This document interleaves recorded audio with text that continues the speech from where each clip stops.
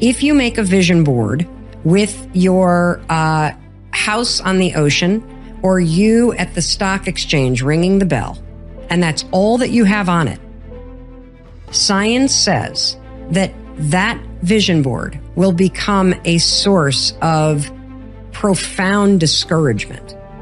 Because over time, as you sit there and stare at your dream house or you ringing the bell at NASDAQ and nothing in your life changes, you start to feel further and further and further away from what you want, which makes you feel further and further discouraged, which means you're less and less motivated to even begin working on it.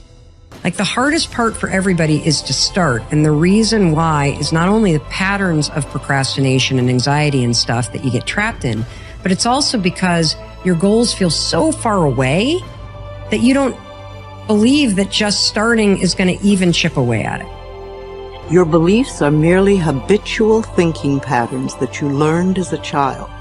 Many of them work very well for you. Other beliefs may be limiting your ability to create the very things you may say you want.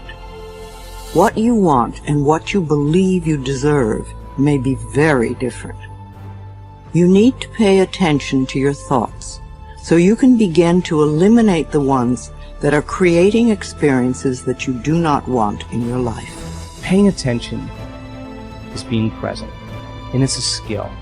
And you know when someone's present with you in your life because they're paying attention to you. And you know when they're not present with you because they're not paying attention to you. So then imagine you're going to create and you're not present.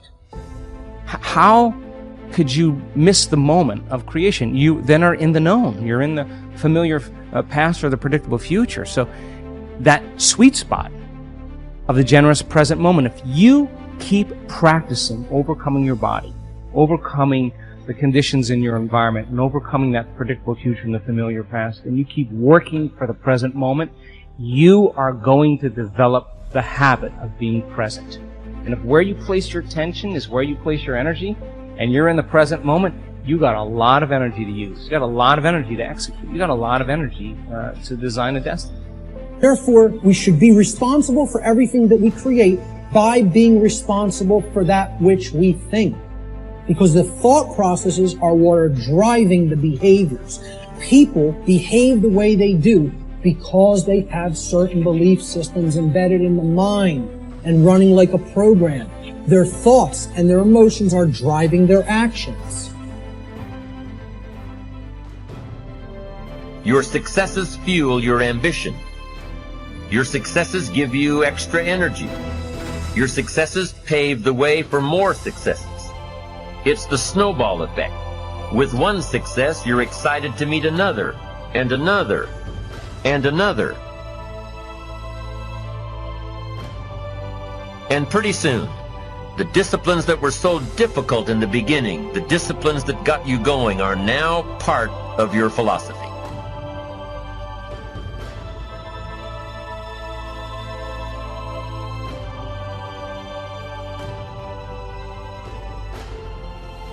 The treasure house within you. Infinite riches are all around you if you will open your mental eyes and behold the treasure house of infinity within you. There's a gold mine within you from which you can extract everything you need to live life gloriously, joyously, and abundantly. Many are sound asleep because they do not know about this gold mine of infinite intelligence and boundless love within themselves. Whatever you want, you can draw forth. A magnetized piece of steel will lift about 12 times its own weight, and if you demagnetize this same piece of steel, it will not even lift a feather. Similarly, there are two types of men. There is the magnetized man, who is full of confidence and faith. He knows that he is born to win and to succeed. Then, there is the type of man who is demagnetized. He is full of fears and doubts. Opportunities come and he says, I might fail, I might lose my money, people will laugh at me. This type of man will not get very far in life because if he's afraid to go forward, he will simply stay where he is. Become a magnetized man and discover the master secret of the ages. What, in your opinion, is the master secret of the ages? The secret of atomic energy? Thermonuclear energy? The neutron bomb? Interplanetary travel? No, not any of these. Then what is this master secret? Where can one find it, and how can it be contacted and brought into action? The answer is extraordinarily simple. This secret is the marvelous miracle-working power found in your own subconscious mind, the last place that most people would seek it. You can bring into your life more power, more wealth, more health, more happiness, and more joy by learning to contact and release the hidden power of your subconscious mind. You need not acquire this power, you already possess it, but you want to learn how to use it. You want to understand it so that you can apply it in all departments of your life. The mind is the center of the soul. What is the soul? The soul is an integration of three parts. Please write this down. The soul is the integration of the mind, the will, and the emotions. In other words, those three things make up your soul. What is your soul?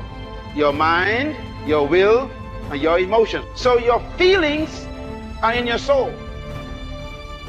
Your decision-making power is in your soul. And your mind, your thinking bank, is in your soul. That makes your soul the most important part of your life. Let me explain why. The battle in life is for the soul of man. The Bible says, he that winneth souls is wise. Now, why did Jesus say that? You see, winning a body is no problem. Even winning a spirit is easy. You get born again in seconds. But winning your soul is a tough job.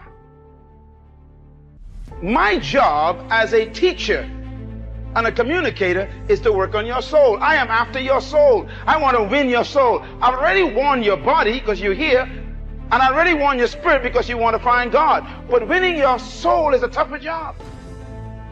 Because winning your soul takes a longer time than winning your body and your spirit. You are born again in a second, but trying to get you converted is a tough job.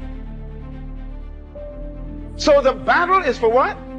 Your soul. The soul of the people, the soul of the nation, the soul of your children, the soul of your spouse, the soul of your entire job. Your soul is in trouble. The attack is against your soul. I want you to get this message. Write this down.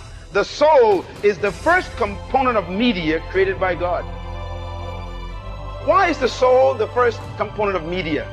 The soul is a media because the soul is the mediator between the spirit and the body. The soul is the most dangerous part of your life. Matter of fact, your spirit is not your problem, because you are a spirit. But your soul is your problem, because your soul is the one that dictates what your spirit receives.